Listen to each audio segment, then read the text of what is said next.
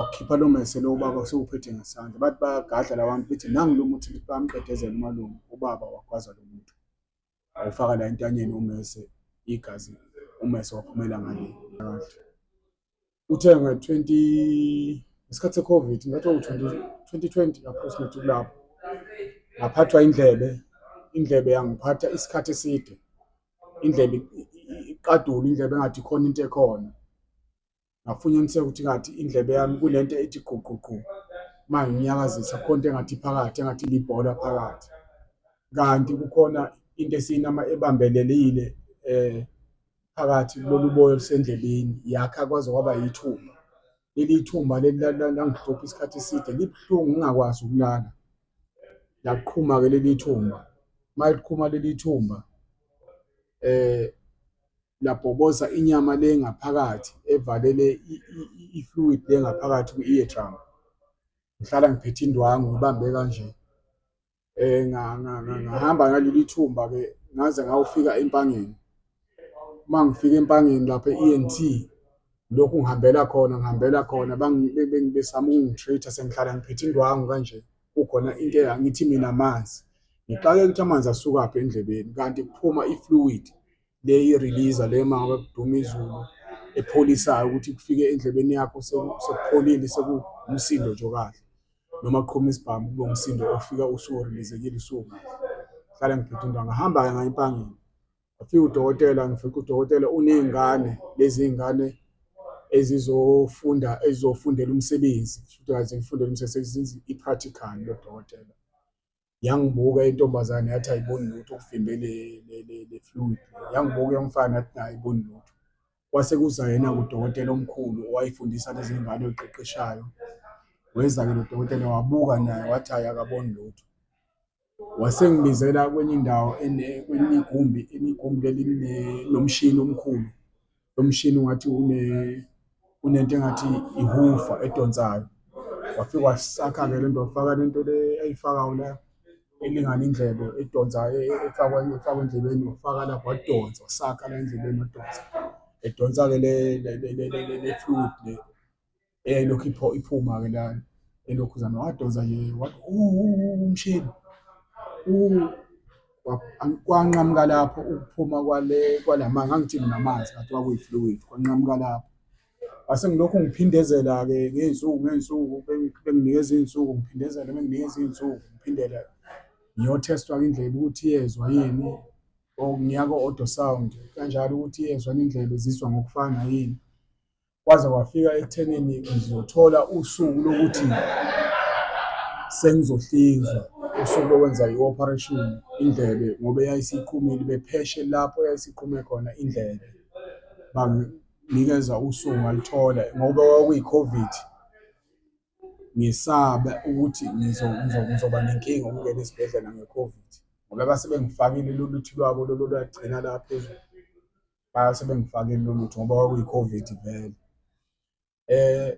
Kwafika-ke ekuthenini sesisey'nsukwini lapho ukuthi-ke sesiya ey'nsukwini zokuthi ngizoyokwenza i-operation yendlebe la endlebeni, bengipheshe indlebe njengoba yayisiqhumele lokhuzana. Ngabuza mina ukuthi izokwenziwa, ngizokhathwa kuphi? Bathi bona ngizokhathwa la emuva kwendlebe. Kufike-ke lapho ukuthi befake bepheshe la kuqhume khona, bepheshe la kuqhume khona kwi-eardrum. Uma ngabe base bebizana odokotela nonesi bagcwala la endlini, bathi bazobuka lo baba lo ukuthi lo baba lona uzobuya yini ngosuku lwakhe le-operation.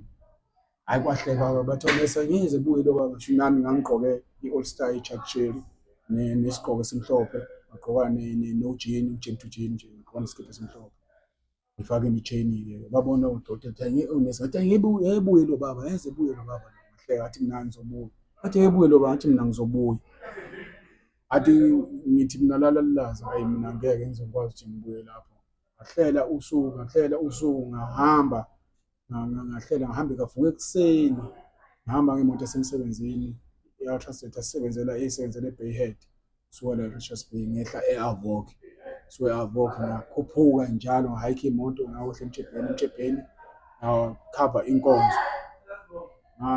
ngakhava inkonzo, ngafika inkonzo, ngathi ngafika inkonzo, ngathi ngayisanda kuphuma ngafica sekunikela. Ngafika ngenza amathikithi, ithikithi likakhokho nelikamkhulu, ngabezela amathikithi. Ngasuka lapho-ke ngase ngiyanikela-ke sengicela ngabika, ngazi kwakuzimbengu, kwakuney'mbengu ethempelini, ngabika kuthi Shembe Sophamini ngizobika ukuthi ngiphethwe indlebe, indlebe isichithe yonke i-fluid, bathi indlebe ibhobokile i-eardrums. So manje bathi kufanele ngiyohlinzwa indlebe beyipheshe, nginokwesaba ukwenza lokho. Wathi umshumayeli enganginikela kuyena wathi inkosi ikubusise, ungahambi ungayi. Ngaphuma sengiqedile ukwenza ngishiya umnikelo wamathikithi lo engangibenzele wona ukhulu nogogo ngakufaka empengeni. Ngasuka ngabusisa amanzi omthandazo, ngabusisa amafutha omthandazo, hhayi ichibi, amanzi omthandazo namafutha omthandazo. Sikhule kushiwo njalo thina la ekhaya, kushiwo njalo, hhayi indaba sebekubiza ngenye indlela. Lokho kwakuyini? Isigaba sethu thina amaNazaretha leso, amanzi omthandazo namafutha omthandazo. Ikhona esasiphasa ngakho esikolweni, ikhona esasikusebenzisa siphuza amanzi omthandazo siphile, hhayi okunye. Ngathi mase ngiphuma-ke sengigoduka, ngihlangane nondlanzi bethi sicela uphuzise ondlanzi i-drink, hhayi ngangivele ngikhiphe nje imali nginganaki. Ngibatshele ondlanzi, hhayi bengizobika lana ngiphethwe indlebe, manje kuthiwa ngizoyohlinzwa ngelanga eliwukuthi. Bathi no, ngeke kwenzeke lokho, ungayi, hamba Nkosi ikubusise. Phinde ngihlangane nomunye ngokunjalo, cela uphuzise ondlanzi i-drink, khipha imali ngiphuzise ondlanzi. Nginganaki ukuthi sengimnikezile omunye, ngimbikele nhlanzi, bengizobika la ngiphethwe indlebe iyaqhuma, ngaphathwa ithumba indlebe yaqhuma, kwaze kwaqhuma i-eardrum yachitha i-fluid. Hhayi thina ungayi, hamba Inkosi ikubusise. Ngaze ngayophuma esangweni ebuhleni, ngashiya nje imali yokuthi ngigibele, ngaze ngehla lapha eKrosini kwaMashu, ngayehla ngabheka ngala ngakwadlala ngayo e-supermarket ngayokhipha imali, ngagibela ngabuyela ngehla eMhlanga laphana, sengigibela eMhlanga sengisuka sengiza kuphi e-Richards Bay. Ngibonga njalo ngikhuluma ngomsebenzi kaShembe engisiza mina engihlinza engangihlinzile, ngingaboni ukuthi ungihlinzile. Abanye abantu bebethi imilingo-ke leyo, mina engaziyo ukuthi akuyona imilingo, ngiye ngithi imisebenzi uShembe ayenzayo nami. Yingakho encwadini lapha ekhona encwadini lapha eBhayibheli isho ukuthi yena sizokhuluma esikubonileyo nesikuzwileyo. Mina uShembe ungisize kakhulu, ngishoda nje nangemilomo ukuthi ngiyambonga ngithini, imisebenzi aseyenzile ngami, imisebenzi aseyenzile nje ngami ngiyingane, ngiwumadoda ngiyingane. Ngiphinde ngidlulele kwenye ekhona intshumayelo enginayo, ekhona emoyeni wami nasemphefumulweni wami nasemqondweni wami. Leyo ekababa wami ongizalayo, ubaba wami ongizalayo futhi wayelona iNazaretha, kodwa wayethi uma ehlangana nabantu, mhlawumbe uhlangana nabantu, khona lapho awahlangana nabantu khona, abantu bebuya esontweni, uyabuza umalume ukuthi ebehlisa lapha enseleni, uyabuza umalume ukuthi hayi bo, nizofika yini endlini, nizofika niphephile yini endlini? Angazi noma la ko-60 la esiteshini enseleni, bethi bona sizofika. Bathi nizofika, bethi sizofika. Shuthi bathi esuka nje umalume ngemoto, isuka umalume ngemoto, kwaqhamuka abantu bababuza ukuthi ngoba nihamba nje ebusuku ninayo yini imali? Bathi imali asinayo, sisuka emhlanganweni. Bathi labo bantu nihamba kanjani ebusuku ningenamali? Bathi hhayi sisuka emhlanganweni asinamali. Bavele bagadla kumalume nge-ring force, bamshaya nge-ring force la esiphongweni umalume, igazi lagcwala ubuso. Kwaqhamuka imoto, babaleka, bacasha emobeni kwakunomoba. Ubaba nomalume bahlangana, wasithi ubaba kumalume, Sibari, uzokwazi ukubaleka uyofika endlini? Wathi umalume uzokwazi. Wahamba umalume wahlukana nobaba, ubaba wasala walala lapho kade kulele kushayeke khona umalume. Bamfuna bathi lo muntu ubela, ngabe mfuna lo muntu bedwela wavuka ubaba, kanti ubaba esikhwameni sakhe wayephethe ummese. Wakhipha lo mmese lo ubaba usewuphethe ngesandla. Bathi bayagadla la bantu bethi nangu lo muthi, bethi bayamqedezela umalume. Ubaba wagwaza lo muntu, awufaka la entanyeni ummese, igazi, ummese waphumela ngale, igazi laphuma, wafika igazi wabaleka. Lowo muntu lowo wayenakuzanile, ubaba wamgwaza, shuthi lowo muntu wadlula emhlabeni ngesandla sikababa. Lowo muntu lowo shuthi bamsebenza ngale ndlela yokuthi kuthiwa ena sicela uyolanda lo muntu owakubulalayo ngendlela owakubulala ngayo, nawe hamba umlande. Lowo muntu loyo wayefika ubaba eseshawe i-stroke ngo-1980, ubaba i-stroke samshaya ngo-1984. Waphila unyaka nohafu, shuthi waphila unyaka nohafu, washona ngolako April, waphila unyaka nje nohafu waseyashona.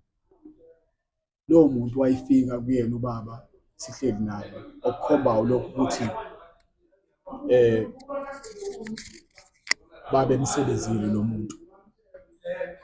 Sengisho ukuthi-ke ngahlala ngokuzwa iy'ntshumayelo zaleli bandla lakithi lamaNazaretha asebuhleni zishunyayela ukuthi ena obaba baphuma bephathwa iy'khali, kukhona mhlawumbe belwe izimpi, kukhona abantu abadlulayo ngezandla zabo. Kuyadinga ukuthi ena lowo muntu umgeze, ubuse umcelela intethelelo, umphe futhi ukudla azokulokhuzana. Ubaba ngathatha imbuzi ekhaya, ngathatha imbuzi, ngayibulala isiphongo, ngathatha inakuzana yakho, ngathatha ilokhuzana, ngathatha ilokhuzana,